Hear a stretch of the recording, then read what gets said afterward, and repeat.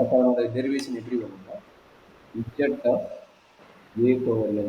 So it is a formula in z transform அப்படின்னா that is equal to z equal to z of a n z of a n equal to first ரெண்டு ரூலுக்கு formula எழுதுகிறேன், மீதிலாம் டைரெக்டாக போட்டோம். இது equal to x of n into z power minus 1. இது நம்மளுடைய z டிரான்ஸ்ஃபார்மோட formula. ஆக்சுவலாக two side formula one side formula விடுவோம். ஆக்சுவலாக பார்த்து இது வந்து 0 to infinity-னால இது வந்து ஒன் சைட் ஃபார்முலா. அதாவது இது 0 to infinity, இந்த பக்கம் வரும்போது மைனஸ் இன்ஃபினிட்டி டு 0.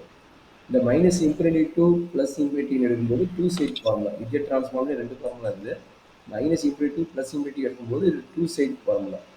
நம்ம மேக்ஸிமம் ஃபார்முலா டெரைவ் பண்ணுறதுக்கு மேக்ஸிமம் நம்ம இதோட கேஸ் எது எடுக்கிறோம்னா ஒன் சைடு ஃபார்முலா எடுத்து டெரைவ் பண்ணுறாங்க. டூ சைடு ஃபார்முலா நம்ம நிறைய இடத்துல அப்ளை பண்ணிருக்கோம். அப்போ நம்ம z டிரான்ஸ்ஃபார்ம்லேயே ரெண்டு ஃபார்முலா இருக்குது. நம்ம எப்பயுமே மேக்ஸிமம் ஒன் சைடு ஃபார்முலா வச்சு தான் ரெடி பண்ணிட்டு இருக்கிறோம். அதனால 0 to infinity ஸ்டார்டிங் வரும். இப்போ என்னன்னா xnோட வேல்யூ என்ன a power n.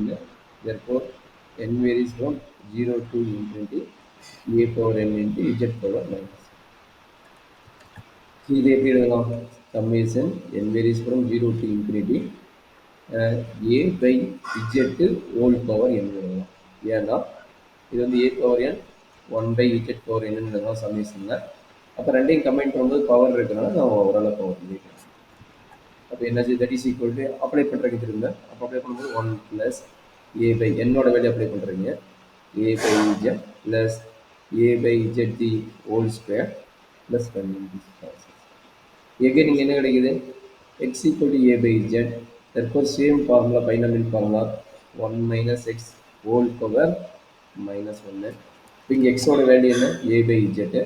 therefore 1 minus a by z whole power minus 1 that is equal to z minus a divided by z whole power minus 1.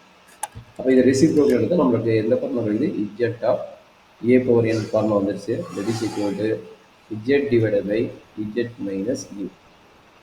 அப்போ ஏக்கு ஈக்குவல் டு ஒன்று அப்ளை பண்ணிட்டா நம்ம ஒன்னோட ஃபார்முலா. ஆக்சுவலாக ரெண்டு ஃபார்முலா டெரைவ் பண்ணிட்டோம். அது சப்போஸ் ஏ ஈக்குவல் டு ஒன்று அப்ளை பண்ணிட்டு நம்மளுக்கு என்ன ஃபார்முலா கிடைக்குது, z ஆஃப் ஒன்னோட ஃபார்முலா கிடைக்கும். டேரெக்டாக டெரைவ் பண்ணி கிடைக்கும். இங்கே z equal to A equal to ஒன்று அப்ளை பண்ணி என்ன கிடைக்கும், z divided by z minus 1. நீங்கள் தனியாக போகலாம். ஏ பவர் எனக்கு ஜென்ரலாக தெரிஞ்சுக்கிட்டு அதுலேருந்து நம்ம ரன் பண்ணி காட்டுவாங்க. நம்மளுக்கு ஃபார்முலா ஈஸியாக இருக்கும். இது ஒரு இம்பார்ட்டன்ட்